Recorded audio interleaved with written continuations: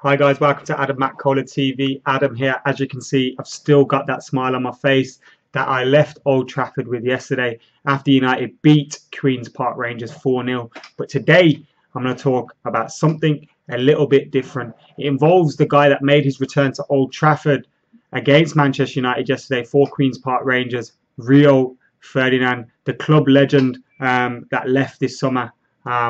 Just before Louis van Gaal's reign started. I know we're buzzing at the moment. I know we're all happy. I know it feels like a fresh start. But we have to go back over that, over the Moyes era. I'm so sorry, but we got to do it. My voice is going though, so I won't be here for long. All that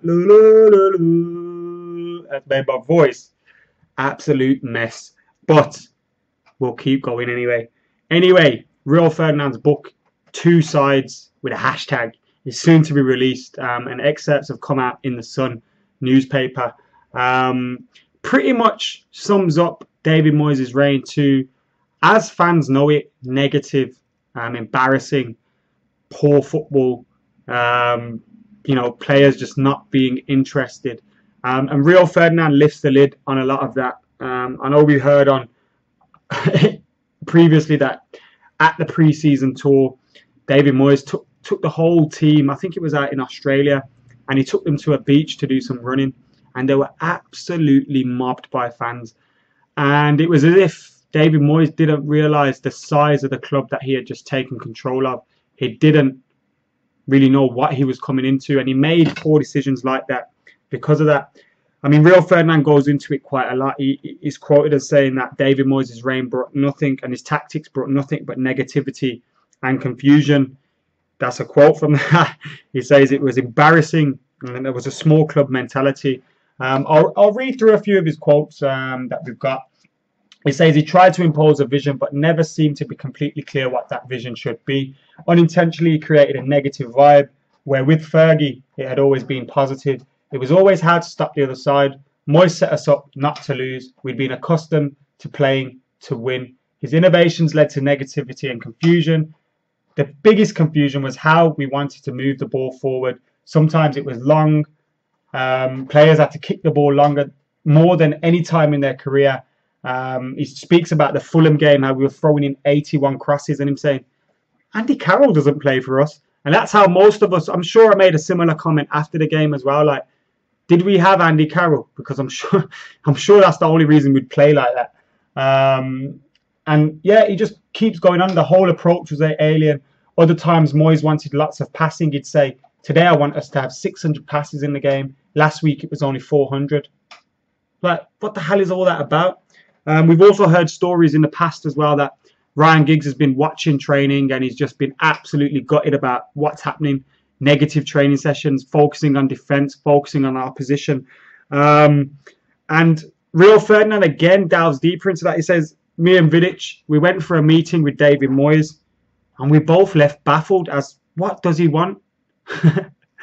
What would Jagielka do, Rio? It's laughable now because he's gone, but at the time, obviously we all were in the mix. We all wanted to give David Moyes time. Well, I did anyway, and I got criticised for that by some. But we wanted to give David Moyes time because we felt he deserved it.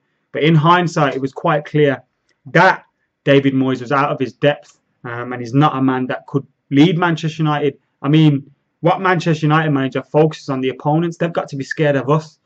And I truly believe Louis van Gaal is bringing that right mentality back to Old Trafford. We saw yesterday against Queen's Park Rangers, we played with a philosophy that all the players know. A philosophy that's not a formation. It's not 3-5-2. It's not 4-3-3. But the way they played, and players like Daley Blind that we brought in that know that philosophy, it really, really worked. And the players know what the manager wants from them. They're not left confused. They're not left with negativity, feeling negative, and they're not left feeling embarrassed. I mean, one of our most experienced players, one of the club's legend, he embarrassed him in front of the whole squad, saying he's not playing against Bayern Munich for whatever reasons, saying that he needs to do what Jagielka would do. You're having a laugh. Jagielka's not worthy to polish Rio's boots, mate. And it just sums up what we all knew. David Moyes was out of his depth. A lot of people are giving criticism to Rio Ferdinand for coming out with this.